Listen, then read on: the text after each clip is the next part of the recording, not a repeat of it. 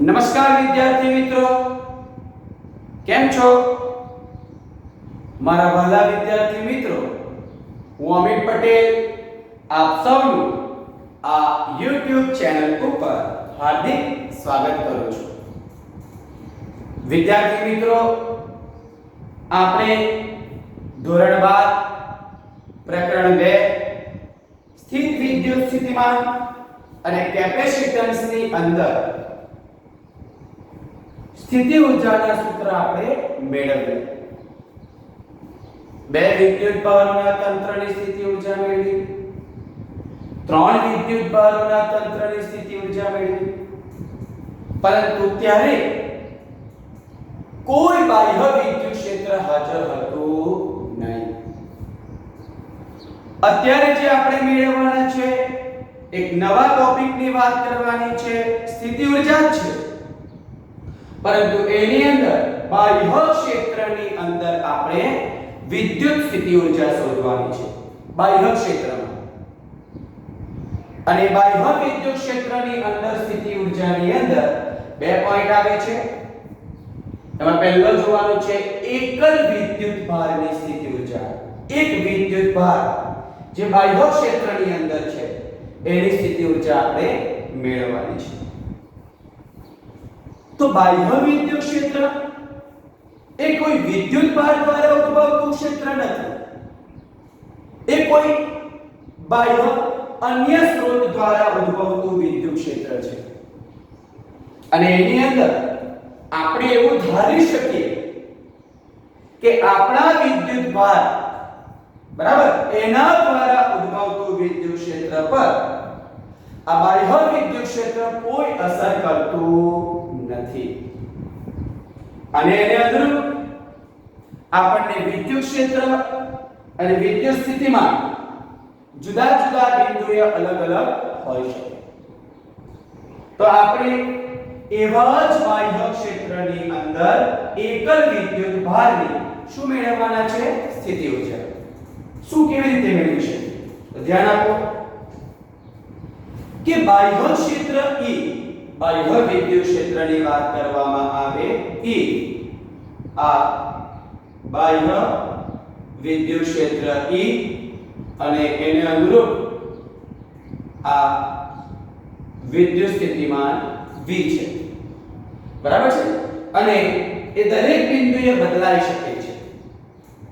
અને આપણે સ્થિતિ ઊર્જાની વાત કરવી હોય તો કોઈ કયો વિદ્યુત ભારને અનંત અંતરે અને એ અનંત અંતરે આપણી સ્થિતિ ઊર્જા આપણે કેવી લઈએ છીએ?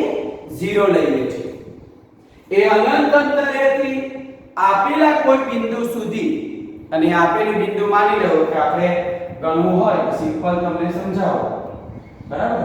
આ આપણું P બિંદુ જે r અંતરે છે અને આપણો જે વિદ્યુત ભાર છે એ અનંત અંતરે છે. અને એ બાહ્ય વિદ્યુત ક્ષેત્રની અંદર કોઈ કયો વિદ્યુત ભારને અનંત અંતરેથી આપેલા P બિંદુ સુધી લાવવા માટે થતું કાર્ય એ આપેલા બિંદુ આગળની શેના તરીકે ઓળખાય છે? સ્થિતિ ઊર્જા. અને માની લો કે P બિંદુ આગળનો સ્થાન સદિશ આપણે કેટલો લઈ લઈએ? r. તો આપણને એ કયો વિદ્યુત ભારને જ્યારે અનંત અંતરે જ્યાં આપણે સ્થિતિ ઊર્જા શૂન્ય લીધી છે ત્યાંથી આપેલા બિંદુએ લાવવા માટે બાહ્ય વિદ્યુત ક્ષેત્રની અંદર જે કરવું પડતું કાર્ય જે તંત્રની સ્થિતિ ઊર્જા સ્વરૂપે સંગ્રહ પામે છે. બરાબર? એટલે આપણે લખી શકીએ કે બાહ્ય વિદ્યુત ક્ષેત્રમાં, બરાબર છે, બાહ્ય વિદ્યુત ક્ષેત્રમાં આપણે આ r આગળ જો બતાવ્યું છે, જરૂરી નથી આકૃતિ, ખાલી સમજાવવા માટે. r આગળની વાત કરવામાં આવે તો r આગળ કયો વિદ્યુત ભારની શું લખી શકીએ? આપણે સ્થિતિ ઊર્જા. તો u બરાબર શું આવે? q, આપેલો વિદ્યુત ભાર, અને તે બિંદુ આગળ આપણે વિદ્યુત સ્થિતિમાનની વાત કરવામાં આવે તો એ તમને બાહ્ય વિદ્યુત ક્ષેત્રની અંદર એકલ વિદ્યુત ભારને શું આપે છે? સ્થિતિ ઊર્જા. અને ઊર્જા માટેનો એક નવો એકમ ઇલેક્ટ્રોન વોલ્ટ એ આના પરથી કેવી રીતે વ્યાખ્યાયિત કરી શકાય તેની વાત હું કરું છું કે માની લો કે તમે જે વિદ્યુત ભારની અહીંયા વાત કરો છો એ વિદ્યુત ભારની વેલ્યુ 1.6 10 ની માઈનસ 19 ઘાત કુલમ અને એને અનુરૂપ આપણે જે વિદ્યુત સ્થિતિમાન લઈએ છીએ એ કેટલું લેવામાં આવે 1 વોલ્ટ આપણો વિદ્યુત ભાર આટલો છે અને એવા વિદ્યુત ભાર ધરાવતા અહીંયા લઈ લે કોને આ ઇલેક્ટ્રોન બરાબર 1.6 10 ની માઈનસ 19 ઘાત કુલમ ઇલેક્ટ્રોન બરાબર વિદ્યુત ભાર ધરાવતા ઇલેક્ટ્રોનને 1 વોલ્ટના વિદ્યુત સ્થિતિમાન હેઠળ પ્રવેગિત કરવામાં આવે કેટલા 1 વોલ્ટના વિદ્યુત સ્થિતિમાનના તફાવત એટલે ડેલ્ટા V ગણી શકાય તો મળતી જે ઊર્જા છે કેટલી Q ડેલ્ટા V બરાબર જેને તમે 1 ઇલેક્ટ્રોન વોલ્ટ અથવા તો 1.6 10 ની માઈનસ 19 ઘાત જૂલ ઊર્જા તરીકે ઓળખવામાં આવે છે બરાબર તો આટલી ઊર્જા એ પ્રાપ્ત કરે છે બરાબર એટલે વ્યાખ્યા લખવી હોય તો જો Q બરાબર 1.6 10 ની માઈનસ 19 ઘાત કુલમ વિદ્યુત ભાર ધરાવતા કોને ઇલેક્ટ્રોન ડેલ્ટા V બરાબર 1 વોલ્ટના આ વિદ્યુત સ્થિતિમાનના તફાવત હેઠળ પ્રવેગિત કરવામાં આવે તો મળતી ઊર્જાને 1 eV કહે છે eV એટલે લખવું હોય અંગ્રેજીમાં તો આપણને મળે છે આ ઇલેક્ટ્રોન વોલ્ટ અને 1 eV બરાબર 1.6 10 ની માઈનસ 19 ઘાત જૂલ કેવી રીતે તો E જેની કિંમત આપણે લખીએ 1. જરા જોઈ લો 1 eV એટલે 1 e ની જગ્યાએ 1.6 10 ની માઈનસ 19 ઘાત કુલમ V વોલ્ટનો એકમ જૂલ પ્રતિ કુલમ કુલમ અને કુલમ કેન્સલ આવો એટલે 1 eV બરાબર 1.6 10 ની માઈનસ 19 ઘાત શું થઈ ગયા જૂલ બરાબર આ એકાકી વિદ્યુત ભારની સ્થિતિ ઊર્જા તો તમને મળી ગઈ એના બીજા એકમો પણ છે ઇલેક્ટ્રોન વોલ્ટ લખ્યા એની જગ્યાએ બીજો એકમ પણ આવે 1 મિલિયન ઇલેક્ટ્રોન વોલ્ટ એટલે 1 મિલિયન એટલે 10 ની 6 અને ઇલેક્ટ્રોન વોલ્ટ એટલે 1.6 10 ની માઈનસ 19 ઘાત જૂલ તો 1 મિલિયન ઇલેક્ટ્રોન વોલ્ટ બરાબર કેટલું થવાનું 1.6 10 ની માઈનસ 1 ઘાત જૂલ આ એકમ પણ તમે આની અંદર લઈ શકો છો બરાબર મિલિયન ની જગ્યાએ 1 કિલો ઇલેક્ટ્રોન વોલ્ટ લેવો હોય એ પણ થઈ શકે 1 કિલો એટલે 10 ની 3 અને ઇલેક્ટ્રોન વોલ્ટ 1.6 10 ની માઈનસ 19 ઘાત તો 1.6 10 ની માઈનસ શું થાય 16 ઘાત આ 1 kilo electron volt 1 million electron volt અને 1 eV આ જુદા જુદા એકમો તમે અહીંયા વ્યાખ્યાયિત કરી શકો છો ચોપડીની અંદર બીજા પણ આપેલા છે બરાબર એટલે ટેરા બરાબર તમારે અલગ અલગ લેવા હોય તો તમે વ્યાખ્યાયિત કરી શકો છો બરાબર એટલે એ જે એકમ તમને અહીંયા આપવામાં આવેલા છે એ તમે આ રીતે તેના ઉપરથી વ્યાખ્યાયિત કરી શકો છો તો દીકરાઓ આ એકલ વિદ્યુત ભાર કે જેને તમે બાહ્ય વિદ્યુત ક્ષેત્રમાં મૂકવામાં આવે તો એને અનુરૂપ એની સ્થિતિ ઊર્જાનું સૂત્ર આપણને આ મળે છે બરાબર છે અને એના અનુરૂપ 1 ટેરા ઇલેક્ટ્રોન વોલ્ટની વાત કરવામાં આવે બરાબર તો એ તમને જે જવાબ મળે છે એ તમે આ રીતે કરી શકો 1 ટેરા ઇલેક્ટ્રોન વોલ્ટ 1 10⁻12 1 ટેરા અને 1.6 10 ની માઈનસ 19 ઘાત તો 1 ટેરા ઇલેક્ટ્રોન વોલ્ટ બરાબર 1.6 6 10 ની -7 લખજો। તો દીકરાઓ આ રીતે તમે ઊર્જા માટેનો એક નવો એકમ ઇલેક્ટ્રોન વોલ્ટને વ્યાખ્યાયિત કરી શકો અને બાહ્ય વિદ્યુત ક્ષેત્રમાં આ તંત્રની સ્થિતિ ઊર્જા, આ થિયરી નથી, આ એક કોન્સેપ્ટ બેઝ એકલ વિદ્યુત ભાર માટેની સ્થિતિ ઊર્જા અને એ વિદ્યુત સ્થિતિ ઊર્જા માટે આપણે નવો એકમ વ્યાખ્યાયિત અહીંયા કરીએ છીએ ઊર્જા માટે ઇલેક્ટ્રોન વોલ્ટ। તો દીકરાઓ શાંતિથી સમજીને તમારી નોટબુકની અંદર આ વિગત લખી દેવો। જે કોઈ સ્ટેપમાં તમને સમજ નહીં પડે તો તમે ડાયરેક્ટલી મને પૂછી શકો છો।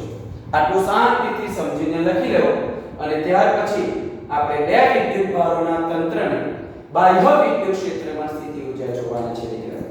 તે પહેલા આટલું જોયું, ઓકે?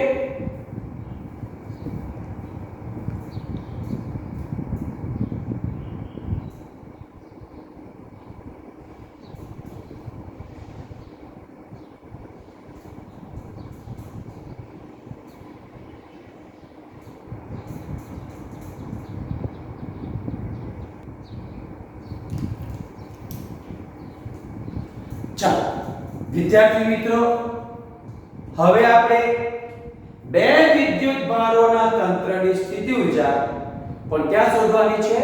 બાહ્ય વિદ્યુત ક્ષેત્રમાં। તો એના માટે આપણે શું કરીએ? તો અત્યાર સુધી આપણે જે વાત કરતા હતા એમાં આપણી પાસે બે વિદ્યુત ભારો હોય કે ત્રણ વિદ્યુત ભારો હોય, એ પ્રારંભમાં અનંત અંતરે છે, અહીંયા પણ બે વિદ્યુત ભારો અનંત અંતરે છે, એને આપણે બાહ્ય વિદ્યુત ક્ષેત્રમાં આપેલા બિંદુ સુધી લાવવા માટે જે કાર્ય કરે એ તંત્રની સ્થિતિ ઊર્જા સ્વરૂપે મળે। પરંતુ અત્યાર સુધીના કિસ્સામાં આપણે એવું જોયું કે આપણું તંત્ર જેટલા વિદ્યુત ભારોનું હોય, પહેલા વિદ્યુત ભારને જ્યારે આપણે આપેલા બિંદુએ લાવીએ છીએ તો એ દરમિયાન થતું કાર્ય 0, કારણ કે તંત્રની અંદર બીજું કોઈ વિદ્યુત ક્ષેત્ર હાજર હોતું નથી। અહીંયા ભલે આપણા વિદ્યુત ભારો અનંત અંતરે છે પણ આપણા તંત્રની અંદર બાહ્ય વિદ્યુત ક્ષેત્ર છે, એટલે બેમાંથી કોઈ પણ એક વિદ્યુત ભારને પહેલા લાવવામાં આવે તો એ વિદ્યુત ક્ષેત્ર વિરુદ્ધ કાર્ય કરવું પડે, એટલે અહીંયા કાર્ય મળશે। અને ત્યાર પછી તમે બીજો વિદ્યુત ભાર લાવો તો એ વિદ્યુત ભારે બાહ્ય વિદ્યુત ક્ષેત્ર વિરુદ્ધ તો કાર્ય કરવું જ પડે, પરંતુ જે પહેલો વિદ્યુત ભાર લાવ્યો છે એના દ્વારા ઉદ્ભવતા વિદ્યુત ક્ષેત્રનો પણ એને શું કરવો પડશે? સામનો કરવો પડશે।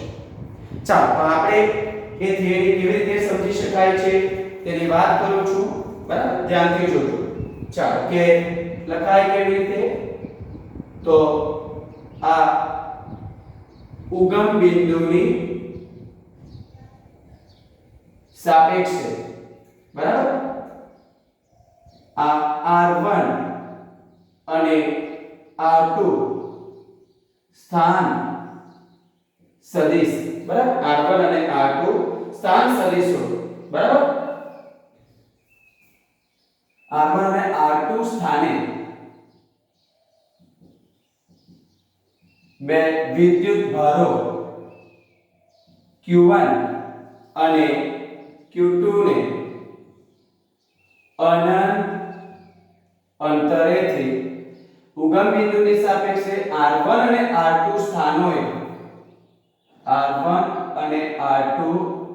સ્થાનોએ વિદ્યુત ભારો q1 અને q2 ને અનંત અંતરેથી લાવવાના છે, અને એ દરમિયાન જે કાર્ય થાય એ તંત્રની સ્થિતિ ઊર્જા છે। વિદ્યુત ભારો q1 અને q2 ને અનંત અંતરેથી વળી પાછું ક્યાં, કયા ક્ષેત્રની અંદર? આ જે આપણી પાસે બાહ્ય વિદ્યુત ક્ષેત્ર છે, બરાબર છે, એ બાહ્ય વિદ્યુત ક્ષેત્રમાં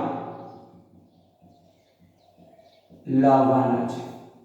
એટલે આપણે લખી શકાય કે ઉગમ બિંદુની સાપેક્ષે r1 r2 સ્થાનોએ વિદ્યુત ભાર q1 અને q2 ને અનંત અંતરેથી બાહ્ય વિદ્યુત ક્ષેત્રમાં લાવવાના છે, તો એ દરમિયાન આપણે કાર્ય કરવાનું છે।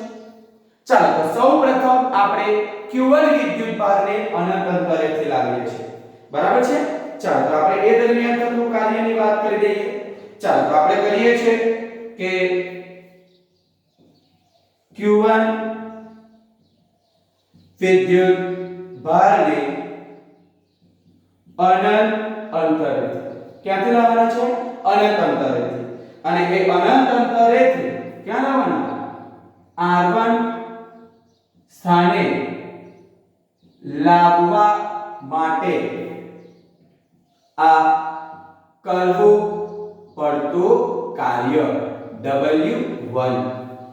હવે આપણે જે લાવીએ છીએ એ કયા ક્ષેત્રની અંદર લાવીએ છીએ? બાહ્ય વિદ્યુત ક્ષેત્રમાં. તો દીકરાઓ એ દરમિયાન થતું કાર્ય કેટલું? તો બાહ્ય વિદ્યુત ક્ષેત્રને અનુરૂપ તમને સ્થિતિમાન પણ મળશે. અને આપણે સ્થિતિમાન કયા અંતરે લેવાનું? R1 અંતરે. કોના માટે લેવાનું? Q1 વિદ્યુત ભાર માટે. કારણ કે આપણી પાસે કાર્યનું સૂત્ર છે Q * V. એટલે આપણે કયા વિદ્યુત ભારને લાવ્યા? Q1. કોના વિદ્યુત ક્ષેત્રમાં? તો બાહ્ય વિદ્યુત ક્ષેત્રમાં.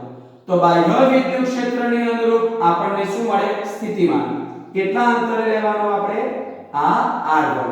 આ આવી ગયું આપણું સમીકરણ 1 કે બાહ્ય વિદ્યુત ક્ષેત્રમાં Q1 વિદ્યુત ભારને અનંત અંતરેથી R1 અંતરે લાવવા દરમિયાન થતું કાર્ય આપણને આટલું મળી જાય છે. ઓકે? ચાલો એ જ પ્રમાણે હવે આપણે કોને લઈ આવીએ? તો Q2 વિદ્યુત ભારને કે Q2 વિદ્યુત ભારને આ અનંત અંતરેથી R2 સ્થાને લાવવા માટે આ કરવું પડતું કાર્ય W2 Q2 V R2. આ સમીકરણ 2. એટલે આપણે Q1 અને Q2 વિદ્યુત ભારને અનંત અંતરેથી બાહ્ય વિદ્યુત ક્ષેત્રમાં આપેલા બિંદુએ લઈ આવ્યા. પણ વિદ્યાર્થી મિત્રો જ્યારે Q1 ને લાવ્યા ત્યારે Q2 હાજર ન હતો. એટલે Q1 માટે બાહ્ય વિદ્યુત ક્ષેત્રની અંદર આટલું જ કાર્ય થાય.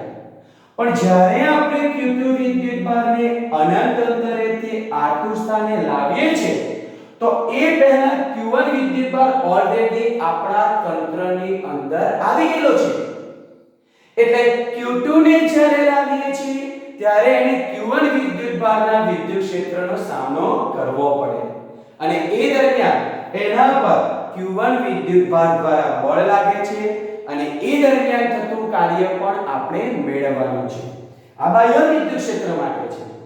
પણ Q2 જ્યારે તમે લાવો છો પછી તો એ પહેલા Q1 હાજર છે. એટલે આપણે અહીં લખવું પડશે. શું લખીએ? તો જરા જોઈ લો કે Q1 વિદ્યુત ભારના વિરુદ્ધમાં Q1 વિદ્યુત ભારના આ વિરુદ્ધમાં કોને?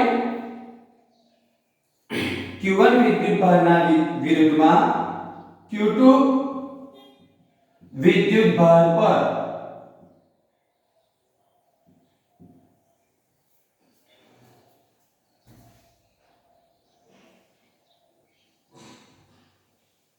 Q1 વિદ્યુત ભારના વિરુદ્ધમાં આપણે શું લખવાનું છે? લાગતા બળથી Q1 વિદ્યુત ભારના વિરુદ્ધમાં લાગતા બળથી Q2 વિદ્યુત ભાર પર થતું કાર્ય જે W3. આ Q1 વિદ્યુત ભારના વિરુદ્ધમાં લાગતા બળથી Q2 વિદ્યુત ભાર પર થતું આપણે કાર્ય શોધવાનું છે. બરાબર છે? વિરુદ્ધમાં લાગતા બળથી કોના કારણે? Q1 ને કારણે. Q2 પર કારણ કે આપણે Q1 ને પહેલા લાવ્યા છે. જો તમે Q2 ને પહેલા લાવતો તો તમારે Q2 વિદ્યુત ભારના વિરુદ્ધમાં લાગતા બળથી Q1 વિદ્યુત ભાર પર થતું કાર્ય. જવાબ તો એ જ આવે. અને એ કાર્ય આપણને ખબર છે કેટલું આવે? તો એ કોના પર લાગે? કે Q1 દ્વારા કોના પર લાગે? Q2 પર. કેટલા અંતરે લાગે? R12 જેટલા અંતરે લાગે. એટલે સમજ પડે છે આ આપણા બાહ્ય વિદ્યુત ક્ષેત્ર વિરુદ્ધ થતું કાર્ય છે અને બેમાંથી જે પહેલો વિદ્યુત ભાર લાવીએ છીએ એના દ્વારા ઉદ્ભવતા વિદ્યુત ક્ષેત્ર વિરુદ્ધ થતું કાર્ય આ છે. એટલે અહીંયા કાર્ય 3 થાય છે. બરાબર છે? એટલે આપણને અહીંયા જે કુલ કાર્ય મળે છે એ આપણે લખવું હોય કે અહીં થતું કુલ કાર્ય જે તંત્રની સ્થિતિ ઊર્જા સ્વરૂપે શું થાય છે? સંગ્રહ થાય છે. ચાલો therefore અહીંયા લખો છો કુલ કાર્ય W બરાબર U કારણ કે સ્થિતિ ઊર્જા W1 W2 પ્લસ શું આવવાનું W3. ચાલો મૂકી દો કિંમત. W1 ની કિંમત છે આપણી પાસે Q1 VR1 પ્લસ W2 ની કિંમત છે Q2 VR2. સ્થિતિમાન V એ સરખું પણ R1 અંતરે કેટલું લાગે તે આપણે કહેવાનું છે. અને એ જ પ્રમાણે અહીંયા k લખ્યું ને એની જગ્યાએ આપણે લખી શકીએ 1/4π0 Q1 Q2 ના છેદમાં R12. એ તમારા પર ડિપેન્ડન્ટ છે, તમારે જે લખવું હોય તે. એટલે અહીંયા લખી દઉં છું કે Q1 Q2 છેદમાં R12 જે માંગેલ સમીકરણ છે. બરાબર છે? એટલે દીકરાઓ આપણા મગજની અંદર કોન્સેપ્ટ આ રીતે બેસાડવાનો કે આ આપણું સમજી લો કે આ આપણું ઉગમ બિંદુ. અહીંયા આપણે R1 અંતરે આ Q1 વિદ્યુતભારને લાવીએ તો અહીંયા આ બાહ્ય વિદ્યુત ક્ષેત્ર છે. બરાબર? એટલે આપણે જે અહીંયા કાર્ય શોધીએ છીએ W1 ને લાવવા માટે Q1 ને લાવવા માટે W1 છે. એ જ પ્રમાણે અહીંયા Q2 વિદ્યુતભારને અનંત અંતરેથી R2 અંતરે લાવો એ બાહ્ય વિદ્યુત ક્ષેત્રમાં. પણ Q2 ને જ્યારે લાવું છું એ પહેલા Q1 અહીંયા હાજર છે એટલે Q1 દ્વારા ઉદ્ભવતા વિદ્યુત બળ વિરુદ્ધ પણ આપણે કાર્ય કરવું પડે. એટલે અહીંયા Q2 પર બે પ્રકારના કાર્ય થાય. એક આ પણ થાય W2 પણ અને W3 પણ થાય. અને બેનો સરવાળો કરીને પછી આપણે ત્રણે ત્રણનો સરવાળો જે તંત્રની કુલ સ્થિતિ ઊર્જા આપણને અહીંયા આપે છે. એટલે ગૂંચવાડો ઊભો કરવાની કોઈ રિક્વાયર નથી. અહીંયા સિમ્પલ વસ્તુ એટલી જ આપવામાં આવી છે કે આપણે જ્યારે કોઈ પણ વિદ્યુતભારને પહેલા લાવવામાં આવે ત્યારે બાહ્ય વિદ્યુત ક્ષેત્ર હાજર છે તો આપણે માત્ર બાહ્ય વિદ્યુત ક્ષેત્ર વિરુદ્ધ જ કાર્ય કરીએ છીએ. પછી જ્યારે બીજાને લાવીએ છીએ તો બાહ્ય વિદ્યુત ક્ષેત્ર વિરુદ્ધ તો કાર્ય કરવું જ પડે. પણ પહેલો વિદ્યુતભાર જે લાવ્યા છે એના દ્વારા ઉદ્ભવતા ક્ષેત્ર વિરુદ્ધ પણ આપણે કાર્ય કરવું પડે. એટલે Q2 પર બે પ્રકારના કાર્ય થાય. બરાબર? W2 અને W3. બરાબર? તો દીકરાઓ આ જે આપણો કોન્સેપ્ટ છે એ બાહ્ય વિદ્યુત ક્ષેત્રમાં એ બે વિદ્યુતભારોના તંત્રની સ્થિતિ ઊર્જા કેવી રીતે શોધી શકાય એની આખી થિયરી તમને અહીંયા આપવામાં આવેલી છે. શાંતિથી આ થિયરી તમે સમજીને લખી દો. આ તો ખાલી તમને જાણકારી માટે મેં કીધું છે. આ લખવાનું પ્રોપરલી છે. જે કોઈ વિગત તમને સમજ ના પડે એ ડાયરેક્ટલી તમે મને પૂછી શકો છો. અને આ જે અંતર તમને આપવામાં આવેલું છે, આ જે સમીકરણ મેળવ્યું છે એના પરથી પણ આપણા દાખલાઓ છે. બરાબર? તો વિદ્યાર્થી મિત્રો શાંતિથી સમજીને લખી લો. જે કોઈ જગ્યાએ સમજ ના પડે તો તમે મને પૂછી શકો છો. તો આજના માટે આપણે આટલું જ રાખીએ છીએ. બાકીનું આપણે દીકરાઓ નેક્સ્ટ વિડિયોની અંદર જોઈશું. Okay, take care, thank you.